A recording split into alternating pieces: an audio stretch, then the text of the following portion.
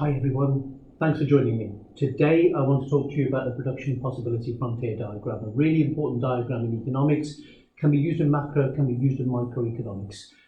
Mostly in microeconomics to explain the concept of opportunity cost. So let's get started. So on the back here, over here, I've got a picture of a production possibility frontier. Imagine an economy with just two products. Let's call them product A and product B. Product A could be consumer goods, product B could be capital goods. So on one axis we have product A, on the other axis we have product B. If I was to use all my resources in the economy to produce just product A, then let's say I could produce 100 units of product A. Alternatively, I might decide I'm going to produce product B only, and I was to put all my resources behind product B. And if that was the case, let's say I could produce 100 units of product B.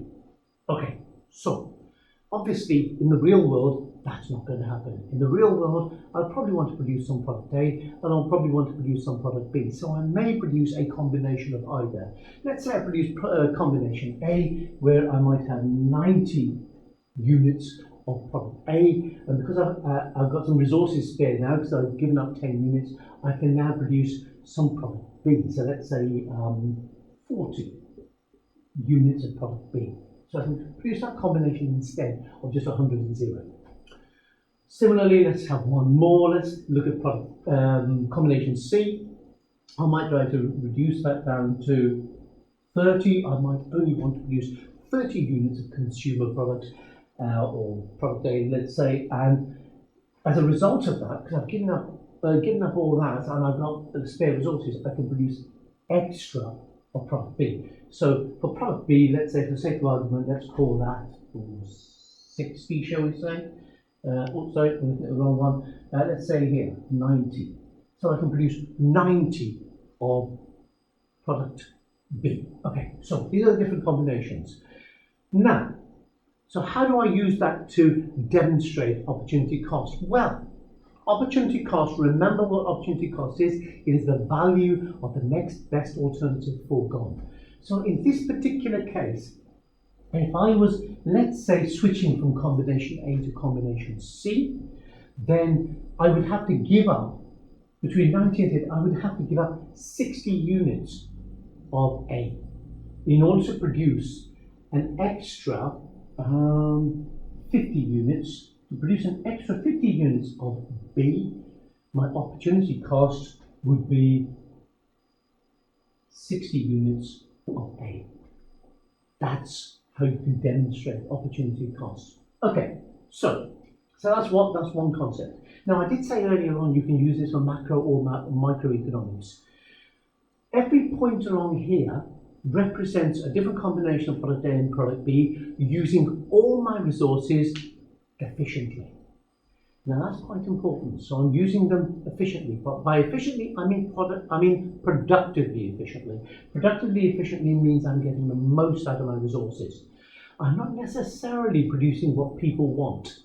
To produce what people want and what consumers want, I would have to be allocatedly efficient. So in other words, I could be producing this combination of A and be very productively efficient, but it may be that people want an entirely different combination. They might want B, they might want some other combination of A and B, so I'm not being allocatedly efficient.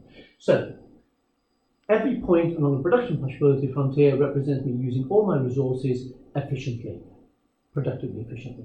Now imagine that we have a boom, we have economic growth. If we do have that, then suddenly we can produce more of A and more of B because we've got more resources. And if that happened, then what would happen is the production possibility frontier would shift outwards. And that means we can have bigger combinations of both A and B. If on the other hand, let's say there is a recession, and if there's a recession, that means I can produce less of both product A and product B, so my production possibility frontier shrinks inwards. So in that way, you could use it for macroeconomics. Generally, for macroeconomics, there are better diagrams, aggregate supply, aggregate demand diagrams, etc.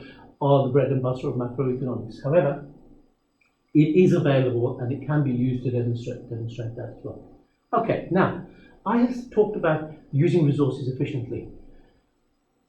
If I'm producing any combination on that line, that's what I'm doing. However, I may be producing at a level of less than that, somewhere inside this little area here, inside the curve.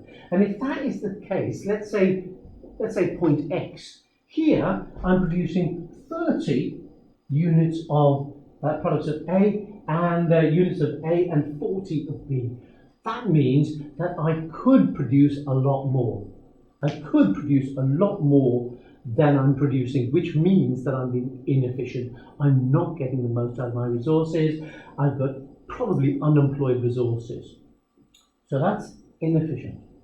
On the other hand, in the short term, I might put lots and lots of resources, put an extra drive into producing products A and B, and I might get a combination of Y. That is unsustainable. I might do it for a moment or two, but that's unsustainable. It's unsustainable because I'm going to run out of resources. I don't have enough resources. That is unfeasible. So Y is known as unfeasible. X is inefficient with unemployed resources. Now, imagine now one other fact, one other little variation. Imagine a new machine is invented and I become terribly efficient at producing product B. If I do that, I can produce a lot more product B with those resources. Nothing changes in terms of product A, in which case my production possibility frontier starts to look like that. So it can change in that way. Similarly, I could instead become very productive in producing product A. And if that is the case, then I'll be able to produce more of product A at the same number of product B. So my curve could look like that. That's production possibility frontier. It's used primarily to demonstrate the concept of opportunity cost, as we've shown here. And you can use it for demonstrating economic growth or recession in a macroeconomic situation. And you can even use it to demonstrate productivity, the impact of productivity on overall production. I hope that's been useful. Thanks for joining me. Bye for now.